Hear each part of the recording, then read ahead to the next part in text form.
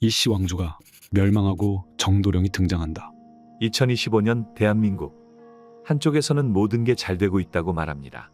다른 쪽에서는 이대로 가면 안 된다고 외칩니다. 사람들은 각자의 진실을 믿고 있고 그 사이에서 흔들리는 건 바로 우리의 마음입니다. 하지만 이런 시대의 사람들은 다시 옛 예언서를 꺼내듭니다. 그 중에서도 가장 많이 회자되는 이름 하나가 있죠. 바로 정감록입니다. 정감록은 조선 후기부터 전해져 내려온 예언서입니다. 책이라기보다는 여러 구전과 단편들이 모인 믿음의 조각 같은 것이었죠. 이 책은 이씨의 멸망 이후 정씨가 흥한다고 전합니다. 하지만 단순한 왕조 교체 이야기가 아닙니다. 정감록이 전하고자 했던 것은 모든 질서가 뒤바뀌고 혼란이 극에 달한 뒤에야 비로소 세상이 바뀐다는 변화의 공식입니다. 정감록은 이렇게 말합니다. 세상이 태풍처럼 뒤집히리라. 오랜 질서는 스스로 무너지고 큰 자는 작아지며 약한 자가 강해진다. 이씨 왕조는 구름처럼 사라지고 땅에서 솟은 정씨가 천하를 다스리리라.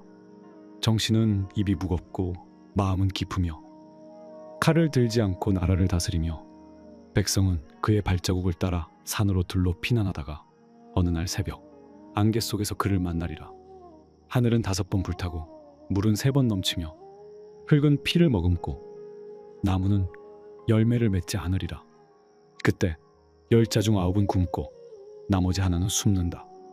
하지만 그 어둠 끝에서 10걸음 앞을 본 자가 나오니 그는 사방의 지혜를 모아 하늘과 땅을 다시 잇는다. 이 예언은 너무 극적이라고 느껴질 수 있습니다. 하지만 이 문장을 다르게 해석해보면 세상이 통째로 뒤바뀔 정도의 위기가 찾아온다는 것입니다. 그리고 그런 위기 속에서 지도자가 아닌 인도자가 나타난다는 의미이기도 하죠. 정감록은 구체적인 이름을 말하지 않습니다. 그러나 대신 그가 어떤 사람인지는 아주 자세히 설명합니다. 무기를 들지 않고 백성을 이끈다. 말보다 침묵이 많다. 천하가 혼란할수록 중심에 가만히 선다. 그가 다가오면 백성은 자연스럽게 모인다. 이는 단지 한 명의 영웅을 말하는 게 아닙니다. 오히려 새로운 세상의 인물상 또는 통치의 조건을 암시하는 것입니다. 이제 우리는 2025년에 살고 있습니다. 그리고 이 시기를 돌이켜보면 어딘가 이상하리만큼 정감록과 맞닿아 있다는 느낌을 받게 됩니다. 정치의 중심은 흔들리고 있습니다. 국민은 2갈래 혹은 3갈래로 나뉘어 서로를 믿지 못합니다. 경제는 숫자와 체감 사이의 괴리가 커지고 있습니다. 외교는 강대국들의 틈바구니 속에 서 있습니다. 사회는 정서적 피로에 젖어 있고 희망보다는 불안이 더 자주 입에 오릅니다. 이런 시기에 다시 정감록이 입에 오르내리는 것은 단순히 과거의 망령이 아니라 지금의 혼란을 해석하려는 사람들의 무의식적인 시도일 수 있습니다. 정감록은 또 이렇게 말합니다. 이씨 왕조가 무너질 때 하늘은 불을 토하고 땅은 몸을 뒤틀며 백성은 십승지지로 피하리라. 그곳은 바람도 막히고 물도 잦으며 뱀이 없고 호랑이도 없는 곳이다. 그리로 가는 자는 목숨을 건지고 머무는 자는 세상의 봄을 먼저 만나리라. 십승지지란 재앙이 닥쳐도 안전한 땅이라는 뜻입니다. 강원도 깊은 산, 전라도 외진 골짜기, 경상도의 숨은 마을 등이 그런 곳으로 거론돼 왔습니다. 이 내용은 단지 지리적 피신처를 말하는 것이 아니라 위기의 시대의 생존과 재건의 중심이 되는 공간을 뜻합니다. 정감록은 다시 말합니다. 세상이 가장 어두울 때 빛은 북풍을 타고 내려오리라. 그 빛은 처음엔 작고 희미하고 의심을 받는다. 그러나 날이 지나며 백성의 눈은 익숙해지고 이내 그 빛 아래 모여들어 새 질서를 짓는다. 이 예언은 많은 해석을 낳았습니다. 어떤 이는 이 구절이 북한과의 평화적 연결을 의미한다고 말합니다. 어떤 이는 새로운 지도자 혹은 기술과 정신의 융합을 이끄는 인물이라고 말합니다. 무엇이 맞든 정감록은 분명히 말합니다. 혼란은 절정에 이르러야만 끝난다. 그리고 끝나는 바로 그 순간 새로운 세상은 아주 조용히 시작된다. 남사고와 격압유로, 허군실군과 혼돈의 시대. 조선 중기의 예언가 남사고는 정감록과는 또 다른 결의 예언서를 남겼습니다. 그가 남긴 기록 중 가장 널리 회자되는 것이 바로 격압유록입니다. 이 책은 마치 암호문처럼 상징과 은유로 가득합니다. 그 안에 담긴 메시지는 지금의 시대를 향하고 있는 듯 보입니다. 남사고는 이렇게 말합니다. 말세에는 진짜와 가짜가 뒤엉킨다. 겉은 황금이나 속은 모래요. 말은 그럴듯하나 뜻은 헛되고 사람들은 목소리 큰 자를 줬대. 진짜는 산중에서 침묵하리라. 허군실군의 때가 오리라. 셋이 수장의 자리에 서고 둘은 껍데기요 하나는 속이라. 허구는 사람을 현혹시키나 실구는 눈빛으로 세상을 바꾸느니라. 이 문장은 지금의 정치 상황을 보는 듯합니다. 사람들의 선택이 언제나 진실을 향하지 않는다는 것, 혼란의 시대에는 오히려 진짜가 보이지 않는다는 것을 말해줍니다. 여기서 허구는 겉은 지도자 같으나 실은 허상인 자를 말하고, 실구는 소리 없이 다가와 세상을 바꾸는 진짜 중심인물을 뜻합니다. 2025년 현재 대한민국은 여러 리더십 사이에서 끊임없는 논쟁과 분열을 겪고 있습니다. 누구를 믿어야 할지 알 수 없고, 뉴스와 여론조사, 정보의 홍수 속에서 결국 사람들은 목소리 큰 자를 따라가게 됩니다. 그러나 예언은 말합니다. 진짜는 소리를 내지 않는다. 그는 때가 될 때까지 기다리고 그의 등장은 혼란의 끝자락에서야 비로소 인정된다. 다시 남사고는 이렇게 말합니다. 도적이 충만하고 참은 숨어 지내며 법은 있으나 시행되지 않고 백성은 자신을 지키기 위해 이웃을 팔며 군자는 시끄러운 마당에 있지 않고 바람이 그치는 골짜기에 머무느니라. 그는 나라 밖에서 올 수도 있고 오래 준비한 자일 수도 있으며 백성이 그를 먼저 따르지 않고 그가 먼저 백성을 따라가니 그 자리가 저절로 그에게로 가리라. 이 구절은 매우 중요한 암시를 담고 있습니다. 예언서에서 말하는 진짜 지도자는 권력을 쫓는 자가 아닙니다. 오히려 백성의 고통을 따라 움직이는 자, 그리고 스스로 자리를 원하지 않지만 결국 자리에 오르게 되는 자입니다. 격압유록은 반복해서 경고합니다. 새로운 시대가 열리기 전에는 반드시 혼란이 온다. 흙은 먼저 마르고 물은 탁해지며 하늘은 3번 울고 산은 3번 무너지고 사람들이 그 무너짐을 보고도 믿지 않으리라. 이 예언은 연쇄적 재난, 사회의 붕괴, 정신적 위기를 동시에 말합니다. 그리고 중요한 것은 이 모든 일이 벌어진 뒤에야 비로소 실군이 등장한다는 사실입니다. 올해 대한민국은 그 어느 때보다 지도자에 대한 피로감이 높아졌습니다. 선거는 끝났지만 끝나지 않은 갈등이 있습니다. 여론은 갈라졌고 뉴스는 넘쳐납니다. 그 와중에 누가 진짜인가를 묻는 목소리는 점점 줄어들고 있습니다. 사람들은 눈에 보이는 이름, 크게 들리는 말에 기대어 자신의 불안을 지탱하고 있습니다. 하지만 격압유록은 말합니다. 진실은 조용히 오며 시끄러울수록 진짜는 더 멀어진다. 남사고는 마지막으로 이렇게 전합니다. 그는 왕이 아니요 장수도 아니며 길을 여는 자요 문을 지나는 자니라. 그는 칼을 쓰지 않고 병사도 없으며 한마디 말이 천군을 움직이리라. 이것은 권력자의 모습이 아닙니다. 오히려 지혜로운 사람, 시대의 흐름을 읽는 사람, 그리고 모든 걸 알고 있었지만 말하지 않았던 사람을 묘사합니다. 2025년이 진짜 격동의 문턱이라면, 그리고 우리가 지금 이 혼란 속에 서 있다면 이제는 묻지 않을 수 없습니다. 과연 그 사람은 이미 우리 곁에 있는 것인가? 우리는 아직 그를 못 알아보고 있는 것일까? 타노스님의 예언, 100일간의 어둠, 을사년, 그리고 문명의 전환. 대한민국 현대 예언의 역사에서 가장 구체적이고도 신비로운 목소리를 남긴 인물이 있습니다. 바로 불교계의 고승 타노스님입니다. 타노스님은 학자이자 예언자였습니다. 그는 조용히 말씀했고 많은 것을 기록하지 않았지만 그가 남긴 예언은 오늘날까지도 회자되며 수많은 이들에게 하나의 기점이 되어주고 있습니다. 그는 한국의 미래에 대해 여러 차례 시기, 지점, 징조를 언급했으며 그중 가장 많이 회자되는 예언이 바로 100일간의 어둠과 을사년의 변고입니다. 타노스님은 이렇게 말합니다. 남북은 반드시 통일된다. 하지만 그 앞에 반드시 시련이 있을 것이다. 통일이 오기 전 하늘이 100일을 가린다. 그 어둠은 눈에 보이는 암흑이 아니요 마음과 마음이 서로를 잃는 시간이며 누구도 누구를 믿지 못하는 혼돈의 시기이다. 을사년을 지날 때 큰 갈림길이 생긴다. 피는 흘러야 멈추고 바다는 잠잠해져야 살아나며 백성의 눈물은 땅을 적셔야 하늘이 열린다. 그 시기 하늘은 2가지 길을 놓고 인간의 선택을 기다린다. 이때에 나타나는 이는 권세의 옷을 입지 않고 군대도 무리도 명함도 없다. 그는 스스로를 내세우지 않지만 모두가 어쩐지 그를 바라보게 될 것이다. 이 예언의 핵심은 3가지입니다. 100일간의 어둠, 을사년의 대전환, 지도자가 아닌 정신적 중심의 등장. 100일간의 어둠은 문자 그대로의 자연재해가 아니라 사람과 사람 사이의 극단적 분열, 서로를 믿지 못하고 진실과 거짓이 섞여 무기처럼 사용되는 시대를 뜻합니다. 2025년 대한민국은 혼란 속에 있습니다. 선거가 끝났지만 논란은 끝나지 않았습니다. 국민은 지치고 분열되었으며 이념과 감정이 논리를 앞지르고 있습니다. 정책은 신뢰받지 못하고 사실은 믿기 힘들며 누구도 쉽게 동의하지 않는 세상이 되었습니다.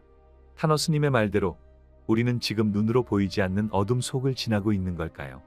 타너스님은 특히 을사년을 반복해서 언급했습니다. 그에게 을사년은 단순한 간지가 아니라 민족의 운명이 바뀌는 해였습니다. 1905년 을사늑약. 나라가 외세에 의해 조용히 넘어간 해. 그로부터 정확히 120년 후 지금이 2025년입니다. 그는 말합니다. 을사년의 한반도는 진짜 주인을 선택받는다. 그 주인은 백성이 뽑는 것이 아니고 권력이 임명하는 것도 아니며 하늘과 땅이 자연스럽게 흐름을 모아 하나의 존재를 드러내게 될 것이다. 타너스님은 이름도 지위도 언급하지 않았습니다. 하지만 그의 묘사는 매우 뚜렷합니다. 그는 고요하다. 말이 없고 다툼이 없고 탐하는 것이 없으며 외롭게 견디는 자이다. 그를 보고도 사람들은 모른다. 오히려 욕하고 외면하고 일부는 조롱하며 시간이 지난 뒤에야 그가 그 사람이었음을 깨닫는다. 이 말은 지금의 어떤 지도자와도 일치하지 않을 수 있습니다. 아니, 어쩌면 지금은 아직 등장하지 않은 사람일 수도 있습니다. 또는 이미 우리 곁에 있지만 대중이 아직 그 사람을 못 알아보고 있는 걸 수도 있습니다. 타너스님은 이렇게도 말합니다. 그는 준비된 자다. 세상은 그를 시험했고 고통은 그를 단련했다. 그가 나올 땐 아무도 그를 원하지 않았고 그가 일어났을 땐 모두가 그를 의지하게 된다. 타너스님은 고통을 피하라고 말하지 않았습니다. 오히려 고통은 질서 전환의 전조라고 했습니다. 그는 다음과 같은 말도 남겼습니다. 하늘은 먼저 흔들고 땅은 나중에 갈라진다.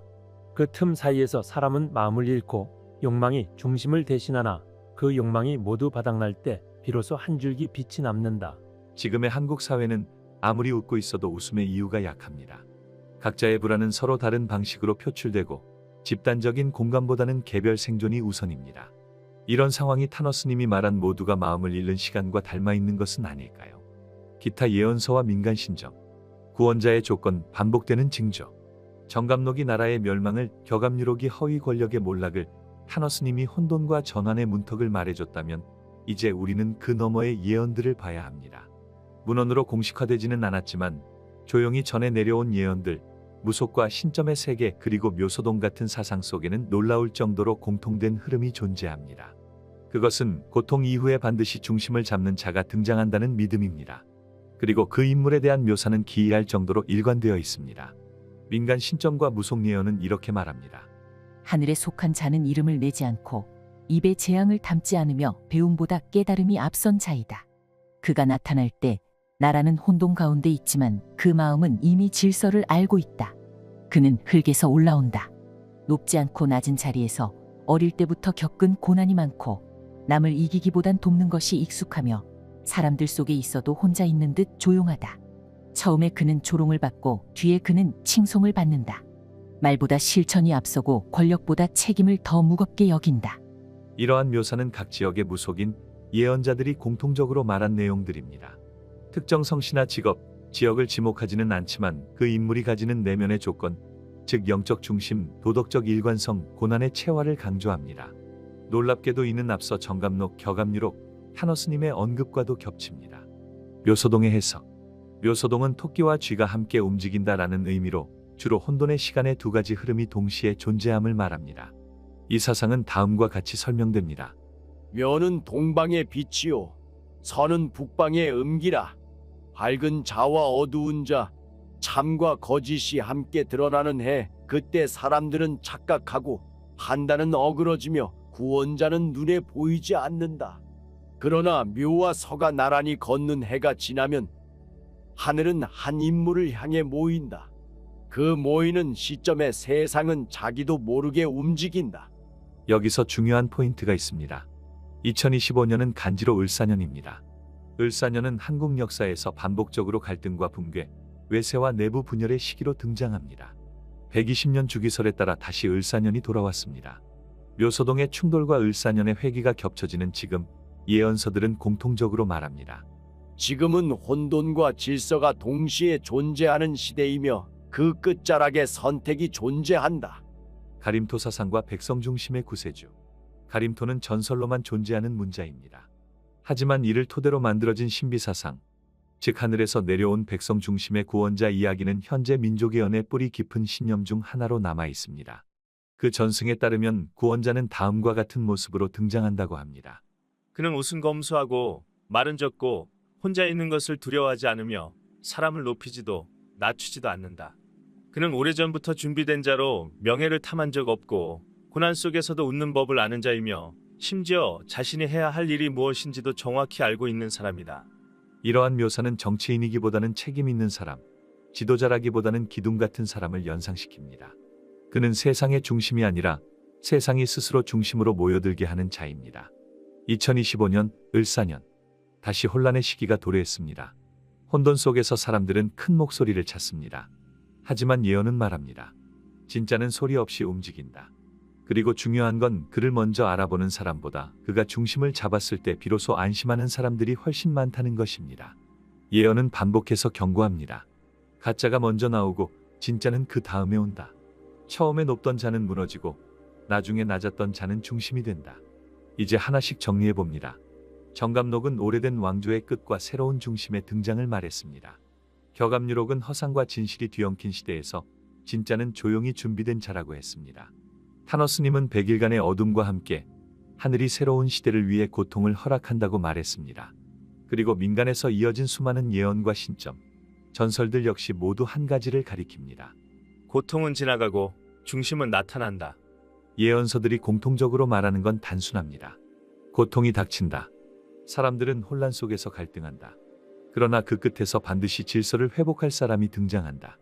이 구조는 정감록에서도 격압유록에서도 타너스님도 심지어 전혀 연관이 없던 무속 예언서들에서도 반복됩니다. 그렇다면 이것이 단순한 우연일까요? 2025년 을사년, 우리는 지금도 누군가를 비난하고 누군가를 지지하며 누군가를 향해 희망을 거는 사이 진짜 중심이 이미 조용히 움직이고 있는 건 아닐까요? 예언들은 이렇게 말합니다. 그는 준비되었지만 아직 선택되지 않았다. 사람들은 시끄러운 이들을 보며 선택을 말하나 진실은 스스로를 드러내지 않는다. 그의 눈에는 하늘의 방향이 있고 그의 마음에는 백성의 고통이 담겨 있다. 그는 군중 속이 아니라 조용한 고개 위에 서 있다. 을사년은 흔들리는 문 앞이다. 누가 문을 열지는 정해지지 않았다. 하늘은 길을 열었고 땅은 반응했고 사람은 이제 무엇을 선택할지를 스스로 답해야 한다. 이제 질문을 돌려드립니다. 2025년 한국의 미래는 정말 단순히 우연히 찾아온 것일까요? 정감록이 말한 이시 왕조의 끝, 타너스님의 100일 어둠과 을사년 전환, 남사고가 말한 허군실군, 민간 예언이 말한 백성 중심의 구원자. 이 모든 것이 지금 한 시점에 겹쳐지고 있다면 그건 단순한 우연이 아니라 이미 오래전부터 예정된 흐름의 정점일지도 모릅니다. 구군이라는 말은 한때 낡은 말처럼 들렸습니다. 하지만 요즘 다시 이 단어를 꺼내는 사람들이 늘어납니다. 구군이란 단지 정권이나 경제 지표가 아니라 그 시대에 살고 있는 사람들의 정신의 힘이 어디를 향하고 있는지를 뜻합니다. 2025년 한국, 이제 우리는 구군의 새로운 문 앞에 서 있습니다. 이 문은 누군가가 강제로 여는 문이 아닙니다. 우리 전체의 의식, 우리 전체의 흐름이 그 문을 자연스럽게 밀어 열 것인지 아니면 그냥 지나칠 것인지가 결정됩니다. 우리는 지금 무엇을 보고 있습니까?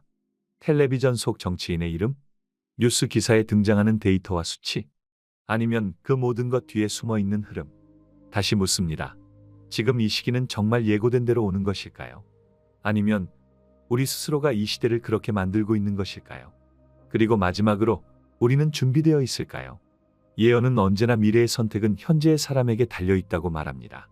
2025년 을사년, 지금은 예언자들이 수백 년 전부터 경고해온 구군의 문턱이며 한국 미래를 가르는 중요한 갈림길이기도 합니다. 정감록, 격압유록, 타너스님 같은 예언자들의 말처럼 지금 우리가 겪고 있는 정치, 경제, 사회적 혼란은 단순한 위기가 아니라 운세의 전환점이며 사주적 흐름으로도 대격변을 가리키는 시기입니다. 그리고 지금 이 시대를 살아가는 우리는 신점이든 예언이든 믿음이든 그 안에 담긴 흐름을 해석하려고 노력합니다. 우리는 지금 선택의 시간 속에 서 있습니다. 그 선택이 2025년 한국의 운세를 어떻게 바꿀지, 또 누가 진짜 예언 속 인물일지 아직은 아무도 정확히 알 수 없습니다. 하지만 한 가지는 분명합니다. 이러한 흐름이 단순한 상상이나 미신이 아니라 한국 사회의 정신적 축을 뒤흔들고 있는 구군의 흐름과 맞닿아 있다는 것입니다. 어쩌면 지금 이 시점, 예언가가 말하는 정도령은 이 시대를 묵묵히 지켜보는 우리 자신일지도 모릅니다. 영상을 보시고 좋아요를 눌러주시면 다음 영상 제작에 정말 큰 힘이 됩니다. 감사합니다. 2025년 한국국은 예언 정감록은 말했습니다. 이 씨가 물러나고 이름 없는 지도자가 민심을 이끌어 새로운 시대를 연다. 지금 우리가 겪는 혼란과 놀랍도록 닮아 있습니다. 오늘의 한국미래예언 정감록 이야기 지금 시작합니다.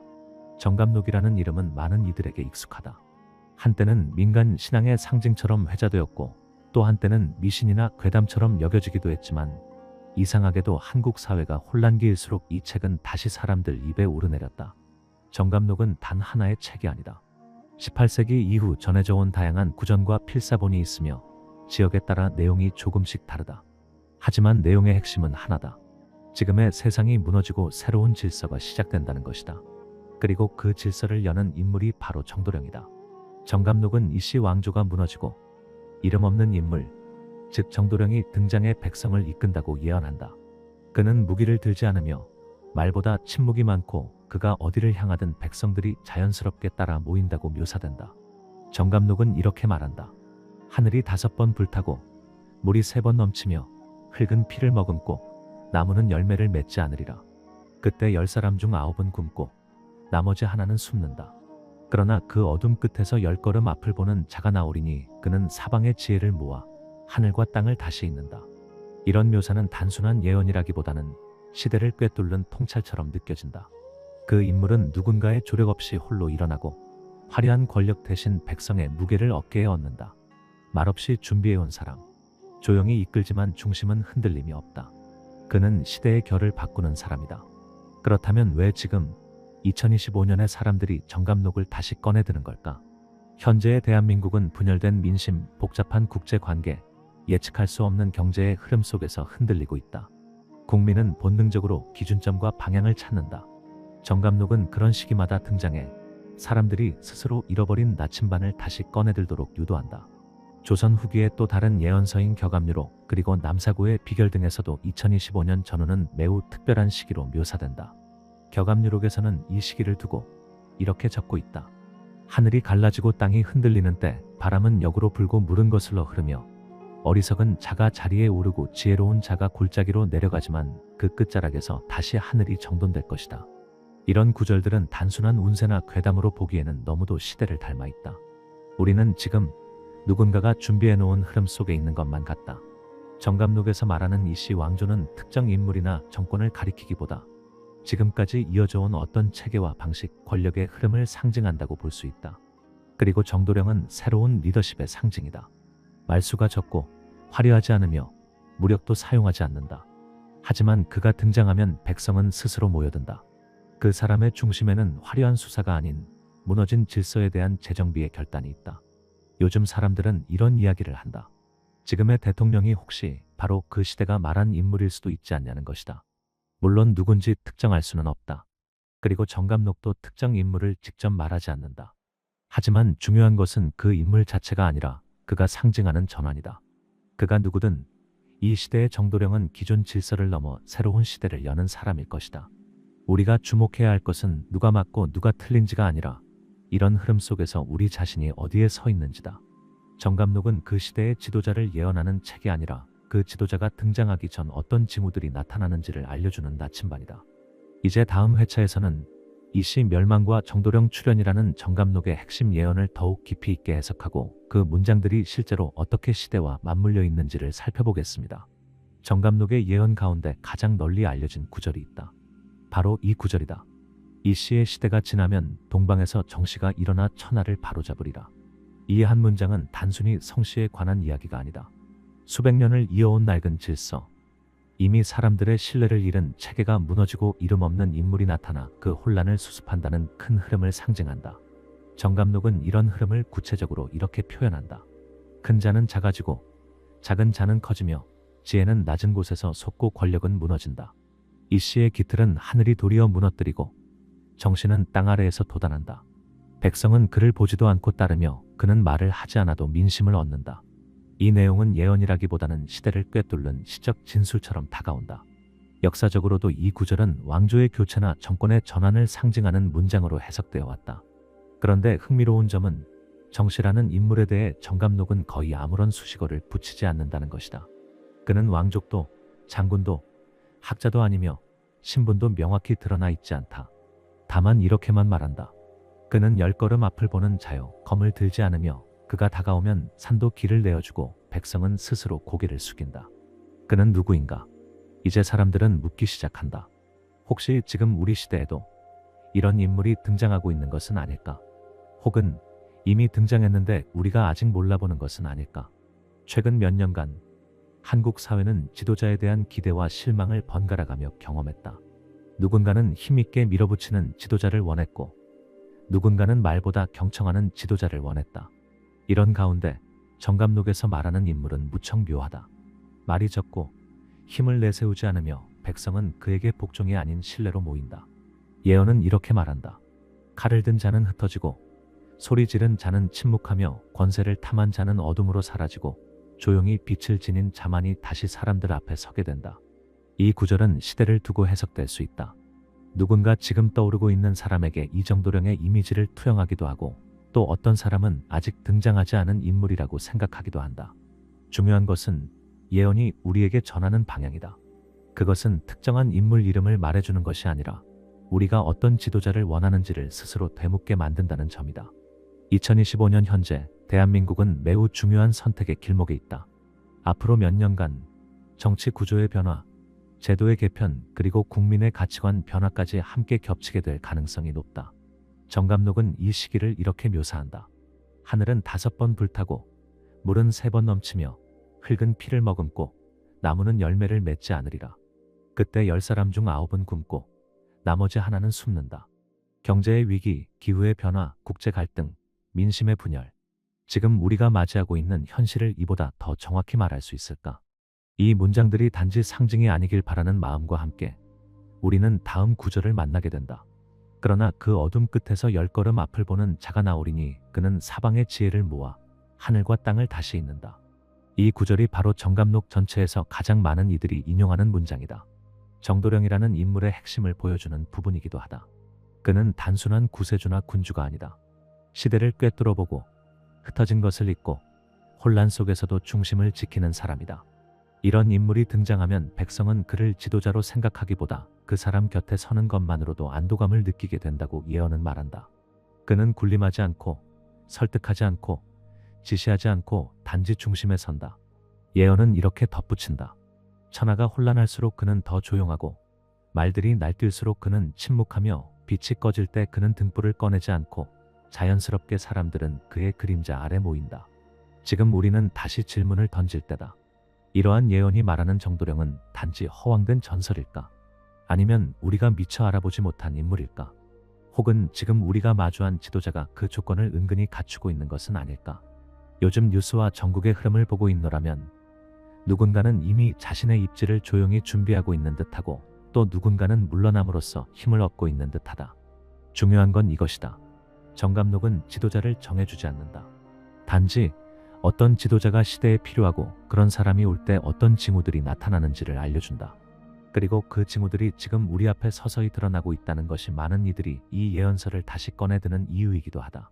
이제 우리는 다음 회차에서 정감록의 핵심 예언 구절들을 하나하나 낭독하며 그 안에 담긴 상징과 의미를 구체적으로 풀어볼 예정이다.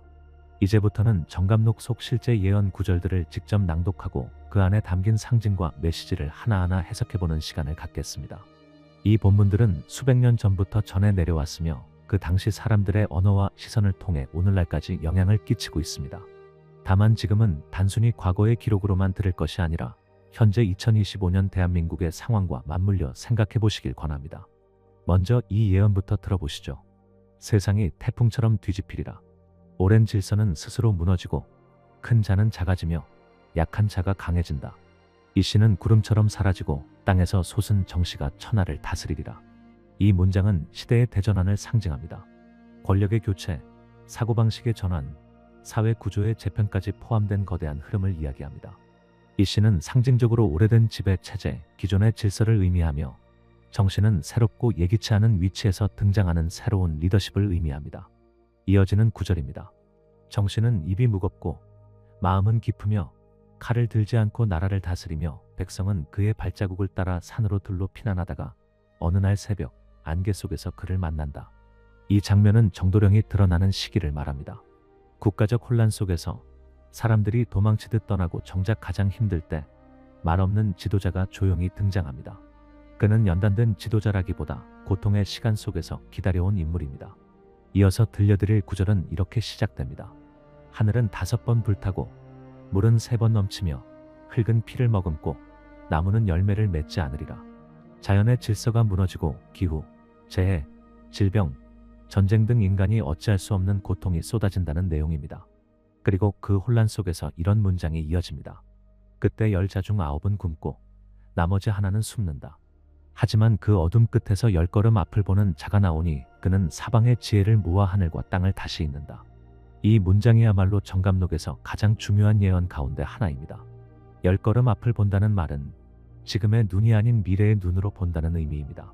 그는 왕도 아니고 장군도 아니지만 흩어진 공동체를 다시 연결하는 자로 등장합니다. 이어지는 예언입니다. 무기를 든 자는 흩어지고 소리 지른 자는 침묵하며 권세를 탐한 자는 어둠에 잠기고 말 없는 자가 다시 중심에 선다. 이 구절은 지금의 정치 환경과 겹쳐서 들립니다. 강하게 밀어붙이는 것이 아니라 묵묵히 준비한 자가 결국 시대를 이끈다는 뜻입니다. 다음은 민심의 움직임에 관한 예언입니다. 백성은 더 이상 권세를 따르지 않고 힘을 믿지 않으며 입이 아니라 마음을 따르고 그 마음이 향한 곳에 길이 열리리라. 사람들이 겉으로 강한 자가 아니라 진심과 믿음을 가진 지도자에게 마음을 열게 된다는 이야기입니다. 권력의 시대에서 신뢰의 시대로 넘어가는 흐름을 상징합니다. 정감록은 이어서 정도령의 등장 조건을 다음과 같이 말합니다. 그는 높은 곳에 있지 않고 군사도 없고 권력도 없으며 오히려 모든 것이 부족한 자리에 있으나 그의 말 한마디는 천금을 바꾸고 그의 선택 하나는 천하를 바꾼다. 지금 누군가가 이런 조건을 갖춘 상태로 대중 앞에 서 있다면 우리는 그 사람을 얼마나 주목하고 있을까요? 어쩌면 너무 평범해서, 어쩌면 너무 조용해서 우리는 그를 지나쳤을지도 모릅니다. 정감록의 다음 예언은 정치 권력의 재편에 대해 이야기합니다. 남은 자와 남을 자가 다르다. 지금 크게 보이는 자는 사라지고 지금 작게 여긴 자가 남는다. 국군은 떠난 듯하다 돌아오고 천리는 가라앉은 듯하다 솟아난다. 국군이라는 단어가 직접 등장합니다. 예언서는 이렇게 분명하게 나라의 운세가 한때 가라앉은 듯하더라도 다시 반등하는 시기가 온다고 이야기합니다. 그리고 마지막으로 한 구절을 더 소개하겠습니다. 세상은 3번 뒤집히고 그 마지막 뒤집힘 뒤에 조용한 평화가 찾아온다. 그 평화는 물소리 같고 그 지도자는 바람결 같으며 그의 이름은 사람들이 먼저 부르지 않고 그를 본 사람들이 뒤늦게 깨닫는다. 이 문장은 시대의 마지막 흐름을 예고합니다. 수많은 혼란과 격동 끝에 조용한 시대가 온다는 신호입니다. 그리고 그 시대를 연 사람은 자신을 내세우지 않고 백성들이 먼저 그를 알아보는 구조입니다. 이러한 예언의 흐름은 지금 우리가 서 있는 2025년이라는 시점과 놀라울 정도로 닮아 있습니다. 우리는 지금 거대한 흐름의 중간에 서 있습니다. 그리고 그 흐름 속에서 이미 누군가는 나타나 있거나 혹은 나타나려는 순간을 기다리고 있을지 모릅니다. 이것이 정감록이 지금 수백 년 만에 다시 사람들의 입에 오르내리는 이유입니다. 다음 회차에서는 정감록 이외의 격압류록, 남사고 비결, 민간 신점과 사주 등 다른 예언서와의 비교를 통해 2025년이라는 시점에 담긴 더 넓은 흐름을 살펴보겠습니다. 정감록이 오늘날 다시 조명받고 있는 이유는 단 하나만이 아닙니다. 놀랍게도 조선 후기부터 전해진 다른 예언서들 그리고 민간의 신점과 사주, 심지어 산속 무속의 전언까지도 하나같이 2025년 전후를 경계의 시기 또는 전환의 해로 지목하고 있기 때문입니다. 정감록은 물론 가장 널리 알려진 예언서이지만 그 외에도 시대의 변화를 예고한 기록은 많습니다. 먼저 격압류록입니다. 격압류록은 조선 중후기에 활동했던 예언가 이암이 남긴 비서라고 전해지며 특히 정치, 전쟁, 기후, 국운 등에 대해 매우 구체적인 예언들이 담겨 있는 것으로 유명합니다. 격압류록은 이런 구절을 남깁니다. 하늘은 갈라지고 땅은 꺼지며 어리석은 자가 높은 자리에 오르고 지혜로운 자는 산속으로 들어가나 그 끝자락에서 다시 세상이 뒤집힌다. 백성은 진실을 따라 모이게 되며 하늘이 예비한 자가 모습을 드러내리라. 격압류록 역시 어리석은 지도자, 뒤집힌 민심, 다시 드러나는 인물, 그리고 예비된 질서의 회복을 말합니다. 정감록의 정도령과 구조가 유사하며 무엇보다 공통점은 백성 스스로가 진실을 알아본다 는 것입니다. 다음으로 살펴볼 예언은 남사고의 비결입니다. 남사고는 실존했던 조선의 학자이자 예언가로 자신의 예언서를 후대에 남기며 예정된 시기에 큰 변화가 온다 고 강조했습니다. 그는 이렇게 말합니다. 이 시에 그늘이 바래고 물길을 거슬러 온 자가 중심에 서게 된다. 사람들은 처음에 그를 몰라보고 그가 일으킨 바람이 모든 불빛을 꺼뜨릴 때 그제야 백성은 그를 따라 물가에 모인다. 남사고의 예언도 정감록과 겹치는 부분이 많습니다. 처음엔 인정받지 못했던 인물이 나중에 민심을 이끌게 되고 그 과정은 조용하고 은근하며 결국은 바람의 방향이 바뀌는 것처럼 자연스럽게 진행된다는 점입니다. 다음은 현대에 가까운 민간 무속 신점 예언입니다. 이 부분은 믿고 안 믿고의 문제를 떠나 한 가지 흥미로운 흐름이 있다는 점에 주목해 보시기 바랍니다. 몇몇 무속인들은 10년 전부터 이렇게 말해왔습니다. 2025년은 을사년의 응보가 도래하는 해다. 그동안 쌓인 업과 인과가 한꺼번에 정리된다. 그 해에는 백성이 먼저 움직이며 지도자는 민심을 따르지 않으면 물러나고 숨은 자가 드러난다. 이것은 현대적 언어로 말하자면 2025년 이후 국민 주도형 정치 전환, 즉 지도자 중심이 아닌 국민 중심의 질서로 변화한다는 의미입니다. 무속 신점이라 하여 무시할 것이 아니라 오히려 시대 흐름을 민감하게 읽는 집단의 통찰로 볼 수 있습니다. 또 다른 예언은 전라북도 내륙 지역에 전해지는 소위 마이산 얼음 솟는 해에 대한 이야기입니다. 이 예언은 다음과 같습니다. 시간이 접히는 해, 얼음은 하늘로 솟아오르고 땅은 낮아지고 백성의 입은 무거워지고 눈은 땅이 아닌 하늘을 보게 된다. 이 내용은 자연 현상이 인류의 질서 변화를 예고한다는 뜻입니다. 실제로 몇몇 해에는 마이산 석굴에서 얼음 기둥이 거꾸로 솟아올랐다고 알려졌고 이를 본 사람들이 시간이 접히는 징조로 받아들였습니다. 이 또한 예언의 범주에서 흥미롭게 해석되고 있습니다. 정리를 해보면 정감록, 격압유록, 남사고 비결, 무속신점, 지역 설화에 이르기까지 전혀 다른 출처에서 나온 이 예언들은 다음과 같은 공통 흐름을 공유합니다. 1. 오래된 체제의 종말. 2. 백성의 민심이 스스로 움직임. 3. 이름 없는 자의 등장. 4. 강한 지도자가 아니라 조용한 지도자의 부상. 5. 국군의 전환이 2025년 전후에 나타남. 그리고 이 모든 흐름은 지금 대한민국이 직면하고 있는 정치적 갈등, 사회적 양극화, 경제적 피로감, 외교적 고립감과 어쩌면 절묘하게 맞닿아 있을지도 모릅니다. 다음 회차에서는 이러한 모든 예언의 흐름을 통합해 해석하고 결국 우리가 이 시대를 어떻게 살아야 하는지를 차분히 풀어보겠습니다. 정감록은 말합니다. 말이 많을수록 진실은 멀어지고 귀를 기울일수록 진실은 가까워진다. 지도자를 논하기에 앞서 자신의 마음을 먼저 다스리라. 이어지는 마지막 5회차에서 2025년 이후 대한민국 국군의 흐름과 이 예언들이 말하고자 하는 핵심을 정리하겠습니다. 이제 우리는 마지막 이야기를 함께하고 있습니다. 지금까지 정감록을 시작으로 격압유록, 남사고의 비결, 민간 신점과 지역 설화까지 다양한 예언서들이 전한 흐름을 살펴보았습니다. 그 모든 예언에서 반복적으로 나타나는 공통 메시지는 간단합니다. 2025년 전후는 단순한 변화가 아닌 근본적인 전환이 일어나는 시기라는 것입니다.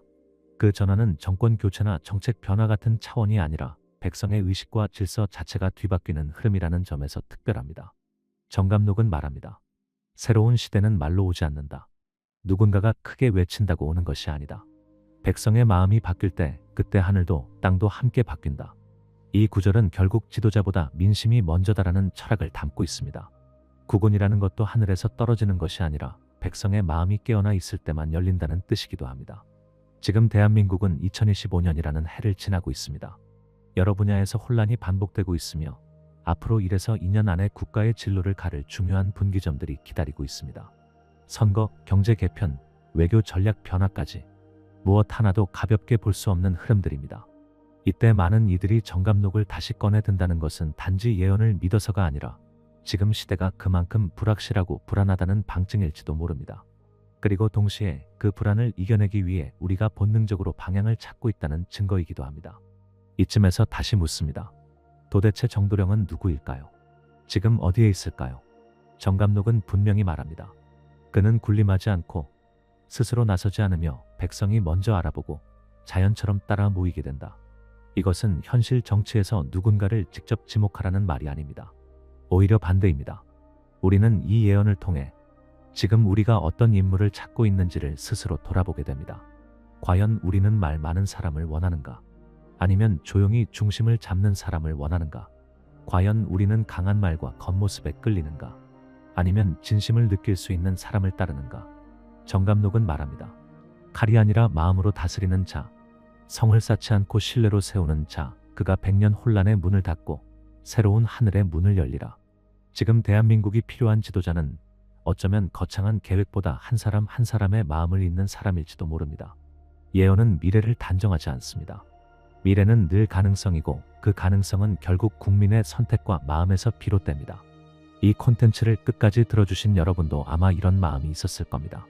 지금 시대가 뭔가 이상하다는 감각, 그리고 나만 그런 건 아니라는 위안. 그렇다면 이 이야기는 단지 과거에서 온 흥미로운 전설이 아니라 오늘 우리의 감각을 정리해주는 지도일 수 있습니다. 여러분, 지금이야말로 자신의 마음을 돌아보고 세상을 바라보는 눈을 가다듬어야 할 때입니다. 그리고 진짜 변화는 멀리서 오는 것이 아니라 항상 가까운 마음의 결심에서부터 시작된다는 것. 그것이 오늘 정감록과 수많은 예언들이 우리에게 마지막으로 전하고 싶은 메시지일지도 모릅니다. 지금까지 들어주셔서 감사합니다. 이 콘텐츠는 2025년 현재를 지나며 여러 예언서들이 공통적으로 전한 흐름을 정리한 이야기였습니다. 정감록을 비롯한 예언들은 2025년을 단지 변화의 해가 아니라 국운의 방향이 바뀌는 시기로 그려냅니다. 지금 우리가 맞이한 이 시기는 수백 년 전부터 예고된 흐름 속에 있는지도 모릅니다. 예언, 운세, 사주가 말하는 미래의 키워드는 결국 국민과 선택입니다. 지금이야말로 한국의 미래를 결정할 때입니다. 우리나라가 나아지기를 바라시는 마음으로 좋아요를 눌러주시면 다음 영상 제작에 큰 도움이 됩니다. 감사합니다. 기록에 따르면 20세기 초 인도의 남쪽 바닷가 마을에서 한 아이가 태어났다고 한다. 그의 이름은 크리슈나무르티. 아무도 주목하지 않던 그 아이는 어느 날 한 비밀스러운 조직에 눈에 띄게 된다. 그 조직은 세계의 교사가 곧 등장할 것이라 믿었으며 그 아이가 바로 그 존재라 확신하였다. 그때부터 그의 삶은 완전히 바뀌게 된다. 14살의 나이에 그는 전 세계로부터 주목받는 존재가 되었고 사람들은 그를 신의 메신저라 불렀다. 그러나 그는 그 모든 것을 거부했다. 그는 자신을 따르던 수많은 추종자들 앞에서 이렇게 말했다. 나는 지도자가 아니다. 나는 구원자가 아니다. 나는 그 어떤 권위도 인정하지 않는다. 그리고 스스로를 중심으로 만든 조직을 해산시켰다. 그가 택한 길은 침묵과 사유와 질문이었다. 그는 신을 말하지 않았다. 예언을 하지 않았다. 종교를 거부했고 체제를 해체하였으며 그저 인간이 자기 자신을 바로 보아야 한다고만 말했다. 그러나 오늘날 2025년을 눈앞에 둔 이 시점에서 그의 말은 다시 예언으로 불리고 있다. 그는 예언자가 아니었으나 지금은 수많은 예언가들보다 더 정밀한 통찰을 남긴 자로 재해석되고 있다. 여러분, 여기서 좋아요를 한번 눌러주시면 영상 제작에 정말 도움이 됩니다. 이와 같이 전해진다. 세계는 점점 더 편리해질 것이다. 그러나 그 편리함 속에서 인간은 길을 잃게 될 것이다. 기술은 비처럼 번쩍이겠지만 마음은 어두워지고 사람들은 갈 길을 잃게 될 것이다. 그 혼란은 하나의 큰 전환점으로 이어지게 되는데 그 시기는 2025년 무렵이 될 것이며 동방의 한 나라에서 그 흐름이 뒤집히게 될 것이다. 그는 나라의 이름을 말하지 않았다. 그러나 지금 사람들은 알고 있다. 그가 말한 동방의 한 나라가 어디인지 그 땅은 조용하되 단단하고 오래전부터 준비된 민족이 살아가는 곳이라 하였다. 그 민족은 수차례의 고통과 분열을 지나왔고 겉으로는 작아 보이나 내면엔 오래된 기억과 정신이 응축되어 있는 나라였다. 사람들은 그를 예언자라 부르지 않았다. 그러나 그가 남긴 말은 오늘의 현실을 정확히 꿰뚫는다. 기술은 눈부시게 발전했지만 사람들은 더 외로워졌다. 소통은 많아졌지만 진심은 사라졌다. 정보는 넘쳐나는데 방향은 없다. 그는 오래전 이렇게 말했다. 길 없는 땅 위에 길을 찾으려 하지 말라. 그 길은 누구도 대신 안내할 수 없으며 오직 스스로 찾아야 한다. 이 말은 이제 더 이상 철학이 아니다. 이제는 예언으로 불린다. 왜냐하면 지금 한국이라는 이 나라는 길 없는 땅 위에서 방향을 묻고 있기 때문이다. 2025년 한국의 미래는 어디로 향할 것인가? 사주와 신점은 말이 많고 정치와 경제는 불안정하다. 그러나 사람들은 직감한다. 지금 이 나라는 운명의 문턱에 서 있다는 것을, 국운이 요동치고 있으며 뭔가 큰 흐름이 다가오고 있다는 것을. 그는 직접 한국을 언급하지 않았다. 그러나 그의 말은 이상할 만큼 한국과 겹친다. 분열과 극복, 침묵과 내면, 준비된 땅과 조용한 힘, 그가 말한 모든 상징들이 지금의 한국과 맞닿아 있다. 그는 이렇게 말했다. 하늘 아래 흐르던 기운이 이 해에 멈추고 다시 뒤집히게 되리라. 그날이 오면 소리를 내지 않던 자들이 깨어나고 숨죽였던 민족이 방향을 바꾸게 되리니 그 문은 조용히 열릴 것이나 한 번 열리면 닫히지 않을 것이다. 이 문장은 정확히 어디에서 나왔는지 밝혀지지 않았다. 그러나 그가 생전에 남긴 수많은 말들 속에 같은 맥락의 흐름이 반복된다. 그는 반복해서 말했다. 진정한 변화는 외부에서 오지 않으며 그 어떤 구세주도, 제도도, 구조도 인간을 구원할 수 없다고. 그는 말했다. 의식이 바뀌지 않으면 운명은 바뀌지 않는다. 그 말은 지금 한국 사회에 던져지는 질문이다. 이 나라는 지금 무엇을 두려워하고 있는가? 누구를 탓하고 있는가? 그리고 무엇을 보고 있는가? 그는 경고하였다. 같은 방식으로 생각하는 자는 같은 결과를 얻게 되리라. 이 말이 지금 너무도 크게 울린다. 지금까지 우리는 그를 예언자로 보지 않았다. 그러나 이제 그가 남긴 말들이 너무도 정확히 지금을 설명하고 있다. 그래서 사람들은 그의 말을 예언처럼 다시 꺼내 읽는다. 그 어떤 시대보다 정보가 많은 세상이 되었다. 사람들은 말한다. 요즘은 도무지 앞이 안 보인다. 뉴스는 하루에도 수십 번씩 변하고 누가 옳고 그른지도 알 수 없고 정치인들은 국민을 대신한다 말하지만 정작 그들의 삶과는 멀다. 경제는 회복된다 말하지만 장바구니는 점점 더 가볍고 기술은 나날이 눈부신데 마음은 더 피곤하다. 그럴 때 사람들은 조용히 뒤를 돌아본다. 누군가 오래전에 해놓은 말, 한때 무시했던 이야기, 한 장의 글고 한 문장의 예언을 다시 꺼내 읽는다. 그것이 사주이든 신점이든 고대의 기록이든 사람들은 본능적으로 그 말들 속에서 흐름을 읽으려 한다.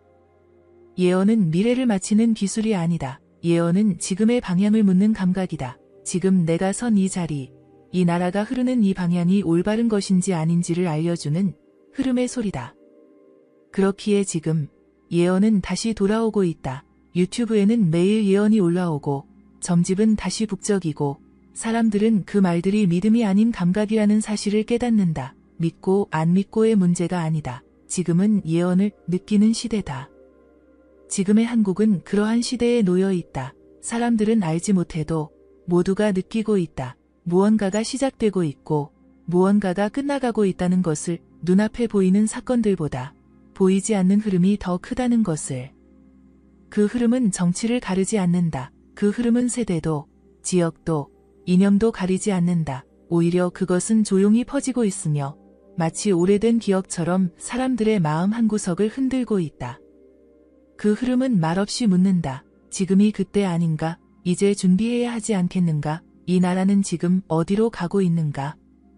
사람들은 정확한 단어를 찾지 못한다. 그러나 말한다. 올해는 뭔가 다르다. 2025년은 그냥 넘어가지 않을 것 같다. 2025년 단지 하나의 숫자가 아니다. 사람들은 이 해를 위기의 해라고도 부르고 전환의 해라고도 부르며 그냥 넘어가지 않을 것이라는 막연한 감정을 공유한다. 그는 이렇게 예언했다. 사람들은 한때 예언을 비웃었으나 그 비웃음조차 운명의 일부였다. 운명은 고요하게 회복되고 익힌 마른 시간이 되어 돌아온다. 그리고 그때 예언은 다시 사람의 입에서 입으로 옮겨질 것이다. 어디선가 들은 말, 누군가 건넨 이야기, 누가 남겼다던 문장 하나가 자꾸 생각나고 그 말들이 지금의 세상과 맞닿아 있다는 느낌이 드는 것이다. 그 느낌은 우연이 아니다. 그것은 시대의 기운이다. 예언은 시대의 기운이 깨어날 때 자연히 흘러나온다. 그리고 지금 그 흐름은 다시 시작되었다. 그러니 지금의 혼란은 어쩌면 징조일 수 있다. 하늘이 움직이고 운이 움직이고 이 나라의 기운이 바뀌려는 조짐일 수 있다. 그는 말했다. 움직임은 항상 혼란을 동반한다. 그 혼란은 파괴가 아니라 재정렬이다. 이 말은 지금 2025년을 앞두고 있는 우리에게 너무도 생생하게 들려온다. 그는 또한 이렇게 말했다. 변화는 언제나 조용히 다가온다. 가장 먼저 깨어나는 자는 바람의 결을 먼저 느끼는 자요. 그 다음은 물결의 방향을 읽는 자요. 마지막은 혼란 속에서 방향을 잃고 깨어나는 자이다. 2025년, 지금 우리는 그 세 부류가 뒤섞인 세상 속에 있다. 이미 오래전부터 바람의 결을 느낀 자들은 준비를 끝냈고 조용히 변화를 향해 걷고 있으며 어떤 자들은 아직도 기존의 방향 속에서 모든 것을 설명하려 애쓴다. 그러나 이제는 어느 누구도 부정할 수 없다. 지금 세상의 방향은 바뀌고 있다는 것을. 그 바뀌는 방향을 가장 먼저 예감한 이들이 있다. 그들은 정치가도 아니고 학자도 아니었다. 오히려 외면 받던 말 속에서 길을 찾던 사람들이었다. 예언의 흐름을 따라가던 사람들, 고서의 문장을 묵묵히 읽던 사람들, 기운이라는 단어를 마음으로 이해하려 했던 사람들. 그들이 먼저 깨어났다. 크리슈나무르티는 말했다. 진정한 변화는 바깥에서 일어나지 않는다. 의식의 바닥에서 일어난다. 그리고 그 의식이 바뀌면 세상의 구조는 따라 바뀐다. 그의 이 말은 단순한 철학이 아니다. 지금 이 순간 한국이라는 나라 안에서 실제로 일어나고 있는 흐름에 대한 예고였다. 눈에 보이는 혁명은 없고 거창한 구호도 없고 하늘을 뒤흔드는 전쟁도 없지만 사람들의 의식은 분명히 바뀌고 있다. 그것은 아주 작은 것들에서 시작되었다. 사람들이 자신이 누구인지 묻기 시작했고 이 나라는 어디로 가야 하는지를 생각하기 시작했다. 단지 생존이 아니라 방향에 대해 묻는 이들이 늘어났다. 눈앞의 이익이 아니라 이 시대의 목적에 대해 고민하는 자들이 생겼다. 그들의 마음 안에서 바람이 불기 시작했다. 그리고 그 바람은 퍼지고 있다. 그 바람이 크리슈나무르티가 말한 진정한 전환의 시작일 수 있다. 감각하는 자는 안다. 올해 2025년은 평범한 해가 아니라는 것을 이미 수많은 징조들이 쌓여왔고 이제 그것이 형태를 갖추고 있다. 정치의 말로는 설명할 수 없고 뉴스의 분석으로는 닿지 않는 흐름이 이 땅을 감싸고 있다. 그 흐름은 오래전 예언에서 이미 암시된 바 있다. 동방에서 다시 한번 기운이 하늘을 뚫고 솟아오를 것이다. 그 기운은 붓지도 푸르지도 않으며 백성의 마음에서 솟아난다. 그때 진실이 거짓을 가르고 기운 있는 자가 대지를 밝히리라. 이 말은 기록에 따라 수백 년 전의 예언서에 등장하지만 지금의 시대에 너무도 정확하게 와닿는다. 정치 지도자의 이름이 아니라 국민 전체의 의식에서 일어나는 변화, 그것이 바로 기운이 하늘을 뚫는 순간이다. 돌아가는 것도 아니고 머무를 수도 없다. 한 발짝만 내디디면 문은 열릴 것이다. 그러나 그 발걸음은 두려움이 아니라 감각에서 나와야 한다. 그리고 그 감각은 이미 많은 이들의 내면에서 깨어나고 있다. 문은 고요하지만 무겁다. 그러나 그 무게는 시대의 전환을 지닌 자에게는 오히려 가벼워진다. 그 문을 열자 그 바람을 먼저 읽은 자는 지금 이미 걸음을 시작했을지도 모른다. 크리슈나무르티는 말했다. 참된 통찰은 외부의 예지에서 오지 않는다. 내면의 침묵 속에서 생겨난다. 그 침묵 속에서 우주의 구조는 그 사람에게 말을 건다. 이 말은 곧 예언은 누구에게나 열릴 수 있다는 의미다. 다만 침묵을 받아들이고 깨어있는 자만이 그것을 들을 수 있다. 그리고 지금 한국이라는 땅에서는 수많은 사람들이 동시에 같은 것을 느끼기 시작했다. 설명할 수는 없지만 무언가가 온다는 감각, 무언가 커다란 전환이 시작되었음을 인정하게 되는 마음, 그 감각은 누가 말해준 것이 아니라 스스로의 가슴 속에서 올라온다. 어느 날 밤 뉴스를 끄고도 한참을 멍하니 생각한다면 그것은 예언의 언어가 당신 안에서 울렸다는 증거다. 거리의 소음 속에서 문득 정적을 느낀다면 그것은 당신이 깨어난 자라는 표시다. 이제 예언은 고서 속이 아니라 당신의 일상 속에서 깨어나고 있다. 그것은 눈을 감고 있을 때 더 선명하며 가만히 멈춰설 때 더 크게 들린다. 그리고 그 언어는 이 땅, 한국이라는 공간에서 더 또렷하게 울리고 있다. 그 이유는 이곳이 동방의 끝이기 때문이다. 해가 마지막으로 머무는 곳, 우주의 에너지가 가장 늦게 도달하지만 가장 맑게 깨어나는 장소, 예언의 마지막 언어가 울릴 장소가 바로 이곳이기 때문이다. 크리슈나무르티는 그 언어를 평생에 걸쳐 해석하려 했고 그는 말했다. 새로운 의식은 동방에서 일어난다. 그 의식은 지도자에게서 시작되지 않는다. 한 사람의 마음에서 시작되어 결국 민족의 진동이 된다. 그 진동은 지금 시작되었다. 이제 사람들은 꿈에서, 뉴스에서, 고요한 밤의 침묵에서 그 언어를 듣기 시작했다. 그리고 그 언어는 분명히 예고하고 있다. 이 나라, 이 민족, 이 해, 지금이 바로 그 문장이 실현되는 시기라는 것을. 예언은 축복만을 말하지 않는다. 예언이 실현된다는 것은 흐름이 도달했다는 것이며 그 흐름은 결코 조용히 지나가지 않는다. 예언이 시작될 때 먼저 울리는 것은 경고의 종이다. 그리고 그 종소리는 언제나 고요한 일상 위에 격렬하게 울린다. 크리슈나무르티는 말했다. 의식의 각성은 고통과 함께 온다. 고통은 무너짐이며 무너짐은 새로운 질서를 위한 정지 상태다. 그리고 그 정지는 깨어난 자에게는 축복이다. 이 말은 예언이 단지 희망의 노래가 아니라 깨어남의 대가가 있다는 진실을 말해준다. 2025년 한국이라는 나라는 그 정지 상태에 도달하고 있다. 겉으로는 여전히 고요하지만 사람들은 이미 감지하고 있다. 어딘가 불편한 기운, 어떤 일도 마음대로 흘러가지 않는 이상한 정체 상태, 예언의 시련은 언제나 이처럼 시작된다. 갑작스러운 것이 아니라 멈춤과 불편함으로 다가온다. 그 멈춤 속에서 사람들은 자신을 돌아보게 된다. 누구도 강요하지 않았지만 모두가 방향을 묻는다. 이 길이 맞는가? 이 나라는 무엇을 잇고 있는가? 질문은 고통처럼 몰려오고 사람들은 알 수 없는 피로감 속에 무너진다. 그러나 그 무너짐이야말로 크리슈나무르티가 말한 의식의 깨어남의 시작이다. 한국은 그 시련의 문턱에 서 있다. 너무 많은 거짓이 드러났고 너무 오랫동안 눌러왔던 진실이 이제는 더 이상 가려지지 않는다. 정치의 언어는 진실을 덮지 못하고 경제의 수치는 불안을 지우지 못하며 종교의 권위는 더 이상 위로가 되지 않는다. 이 시대는 진실을 요구하고 있으며 그 진실은 고통을 수반한다. 예언은 이렇게 말한다. 동방의 나라가 기운을 깨우려 할 때 하늘은 먼저 그들에게 시련을 내릴 것이다. 그 시련은 겉모습을 잃게 하고 권위를 무너뜨리며 믿음의 가면을 벗기리라. 그러나 그 뒤에 오는 자는 진실의 옷을 입고 민족을 이끌 것이다. 우리는 지금 그 시련의 시간 속에 있으며 누군가는 그것을 혼란이라 부르고 누군가는 시대의 전환이라 부른다. 중요한 것은 그 말의 형식이 아니라 그것이 무엇을 가리키고 있는가이다. 한국의 2025년은 단지 숫자의 변화가 아니다. 그것은 오래된 구조가 마지막 숨을 내쉬는 해이며 새로운 흐름이 본격적으로 뿌리를 내리는 해다. 그 뿌리는 통증과 함께 내려가며 그 위에 새싹은 고요하게 피어난다. 이 고통은 의식의 통증이며 이 혼란은 진실의 초입이다. 그러니 지금 한국에 닥친 시련은 징조가 아니라 과정이다. 이것은 끝이 아니라 시작이며 예언이 우리 앞에서 형태를 가지기 위한 필수의 관문이다. 그리고 그 관문을 통과한 민족은 더 이상 이전의 모습으로 돌아갈 수 없다. 그들은 새로운 시선으로 세상을 바라보게 될 것이다.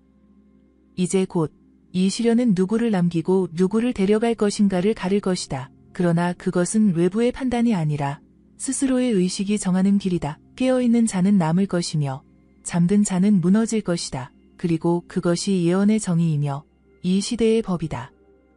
모든 시련은 새로운 존재의 등장을 허락하기 위한 정리의 과정이다. 그리고 지금 그 정리가 끝나가는 시점에서 사람들은 막연하게나마 어떤 존재의 등장을 예감하기 시작한다. 이름도 얼굴도 모르지만 마음속 어딘가에서는 그가 이미 도착했다는 확신이 자라고 있다. 예언은 이렇게 전한다. 하늘이 닫힐 때 사람들은 한 사람의 발걸음을 통해 문이 열리는 것을 보게 된다. 그는 구름처럼 나타나고 바람처럼 사라지지만 그가 남긴 한마디가 민족의 기운을 바꾼다. 이 말은 오래전부터 전해져 왔지만 지금이야말로 그 문장이 실현되는 순간일지도 모른다. 크리슈나무르티는 말했다. 지도자는 군중 앞에 서는 자가 아니라 무리에서 벗어나 진리를 지키는 자다. 그는 그 자리에 있기 위해 선택된 것이 아니라 그 자리가 그를 부른 것이다. 이 문장은 지금 시대가 원하는 지도자의 형상과 너무도 정확히 겹친다. 거창한 공약이 아니라 기운과 의식의 밀도로 판단되는 자, 말의 화려함이 아니라 침묵 속에서 빛나는 직관으로 평가되는 자, 그가 지금 등장하고 있다. 그러나 그는 예상된 자가 아니다. 언론에 자주 나오는 인물이 아니며 기존의 권력을 손에 쥐고 있었던 자도 아니다. 오히려 사람들은 그가 어디선가 갑자기 나타났다고 말할 것이며 도무지 설명할 수 없는 기운이 있었다고 회상하게 될 것이다. 그것이 진정한 빛의 방식이다. 빛은 떠들지 않는다. 단지 어둠 속에서 스스로를 드러낼 뿐이다. 그리고 그 빛은 지금 한국이라는 공간에서 점점 더 선명해지고 있다. 그것은 한 사람일 수도 있고 하나의 흐름일 수도 있으며 어떤 경우에는 그 두 가지가 함께 움직일 수도 있다. 중요한 것은 그것이 이제 보이기 시작했다는 점이다. 더 이상 상징이 아니라 현실이 되고 있다는 점이다. 사람들은 이제 누군가의 말을 통해 위로받기보다 누군가의 존재에서 방향을 찾기 시작했다. 그 존재는 외치지 않지만 사람들은 그에게로 자연스럽게 이끌린다. 그는 설득하지 않지만 사람들은 스스로 따라간다. 그것이 참된 리더의 조건이며 시대가 부르는 존재의 특징이다. 예언은 또 이렇게 전한다. 하늘 아래 3번이나 버려졌던 자가 있다. 그가 사람들의 조롱을 받으며 침묵 속에 살아왔으나 결국 하늘의 기운은 그에게 돌아간다. 그가 손을 들면 바람이 움직이고 입을 열면 대지가 응답할 것이다. 그때 동방은 다시 눈을 뜨고 서방은 귀를 열 것이다. 이 예언은 이름 없는 자에게 바쳐진 창가이며 지금 우리가 목격하려 하는 사건의 암시이다. 사람들은 곧 묻게 될 것이다. 어떻게 그가 여기에 왔는가라고. 그러나 그 질문에는 답이 없다. 그는 길을 따라온 것이 아니라 운명을 따라온 자이기 때문이다. 이제 그가 등장했다는 사실은 누구의 선언이 아니라 흐름으로 나타난다. 사회 전체의 공기가 바뀌고 사람들의 말투가 변하고 미래를 바라보는 눈빛이 다시 살아난다. 이것은 단지 개인의 등장이 아니다. 이것은 민족의 무의식이 하나의 형상을 만들어낸 것이다. 그리고 이 형상은 앞으로 다가올 모든 전환의 중심이 될 것이다. 그는 지도자일 수도 있고 안내자일 수도 있으며 어떤 이에게는 그저 말 없는 확신으로 존재할 것이다. 그러나 분명한 것은 그가 첫 빛으로 등장했다는 사실이다. 빛은 어둠을 밀어낸다. 그러나 어둠은 결코 가만히 물러나지 않는다. 예언에서 말하는 새로운 지도자의 등장은 언제나 충돌의 시작을 의미한다. 그가 손을 들면 바람이 움직이고 입을 열면 대지가 응답하지만 동시에 오래된 권위는 두려움에 휩싸인다. 왜냐하면 진실의 출현은 모든 거짓을 무너뜨리기 때문이다. 크리슈나무르티는 말했다. 사람들은 변화를 원한다고 말하지만 그들은 진정한 변화가 오면 그것을 파괴로 느낀다. 왜냐하면 그 변화는 자기가 만들어 놓은 모든 구조를 해체하기 때문이다. 바로 이 말처럼 지금 한국은 새로운 기운과 기존의 구조가 정면으로 마주하게 되는 순간을 맞이하고 있다. 예언은 경고한다. 진실을 담은 자가 나타나면 가장 먼저 움직이는 것은 탐욕을 품은 자들의 칼이다. 그 칼은 말로서 베고 제도로서 가두며 거짓된 선의를 가장해 진실을 흩트리려 하리라. 그러나 하늘의 뜻은 이미 그 자를 보호하였으니 모든 칼은 결국 허공을 가르게 될 것이다.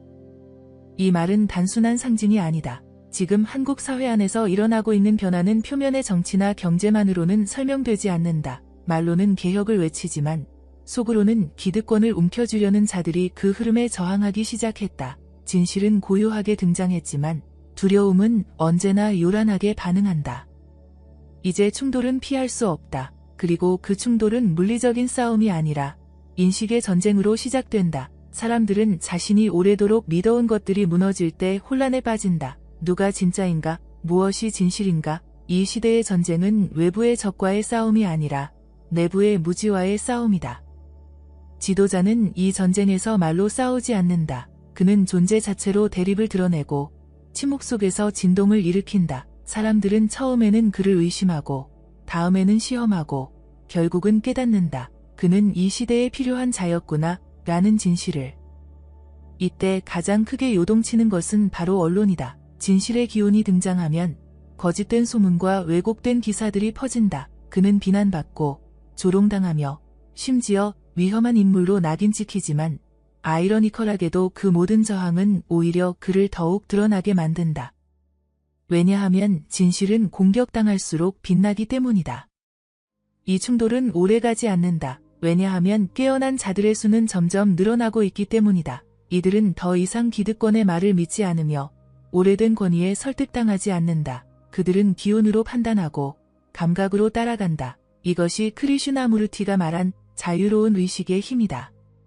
그리고 그 자유로운 의식이 지금 한국에서 움직이기 시작했다. 작은 도시의 교사부터 산속에 숨어있던 노인까지 사람들은 눈빛으로 서로를 알아보기 시작했다. 충돌은 피할 수 없는 과정이었지만 이제는 그 충돌마저도 하나의 진통으로 받아들이게 된다. 예언은 마지막으로 이렇게 말한다. 진실이 첫 번째 피를 보게 될 때 사람들은 그것을 두려움으로 여긴다. 그러나 그 피는 희생이 아니라 인식의 열쇠이다. 그 피 위에 민족은 다시 설 것이며 그곳에서 새로운 이름이 불릴 것이다. 지금 우리는 그 첫 피를 마주하는 중이다. 그것은 지도자 한 사람의 고통이자 민족 전체가 겪어야 할 정화의 과정이다. 이 고통은 부정할 수 없지만 거부해서는 안 된다. 왜냐하면 그 고통 너머에야 비로소 진실한 변화가 시작되기 때문이다. 예언은 한 사람에게서 시작되지만 끝은 모두에게 닿는다. 처음에는 이름 없는 자가 흐름을 열고 빛을 드러내며 진실을 마주하지만 그 마지막에는 언제나 민족 전체가 참여하게 된다. 이것이 예언의 완성이며 귀환의 순간이다. 크리슈나무르티는 말했다. 진실한 혁명은 외부에서 오지 않는다. 그것은 당신 안에서 시작되고 당신의 눈빛에서 퍼지며 당신의 침묵 속에서 세상을 바꾼다. 이 말은 마치 지금의 한국을 위한 말처럼 들린다. 거대한 예언의 흐름은 이제 더 이상 특정한 인물의 것이 아니다. 그것은 이 시대를 살아가는 모든 이들의 이야기이며 각자의 마음 속에서 맺히는 응답이다. 2025년을 지나며 한국은 많은 것을 잃었다. 신뢰를 잃었고 방향을 잃었으며 말의 힘조차 잃었다. 그러나 그 모든 상실은 새로운 탄생을 위한 정리였다. 무너진 자리에서 다시 눈을 뜬 사람들, 혼란 속에서도 직관으로 진실을 알아본 사람들, 그들이 지금 귀환의 시기를 맞이하고 있다. 더 이상 묵묵히 따르지 않고 더 이상 기대지 않으며 이제는 스스로가 빛이 되어 움직인다. 예언은 마지막으로 이렇게 말한다. 한 시대는 이름 없는 자로 시작되어 모두의 이름으로 완성된다. 처음엔 단 한 사람이 하늘의 소리를 들었고 마지막엔 모든 사람이 하늘을 바라보게 되리라. 지금 이 순간이 바로 그 마지막 문장이다. 우리는 더 이상 관찰자가 아니다. 우리는 더 이상 듣기만 하는 존재가 아니다. 우리는 지금 그 예언의 끝에 서 있는 존재들이다.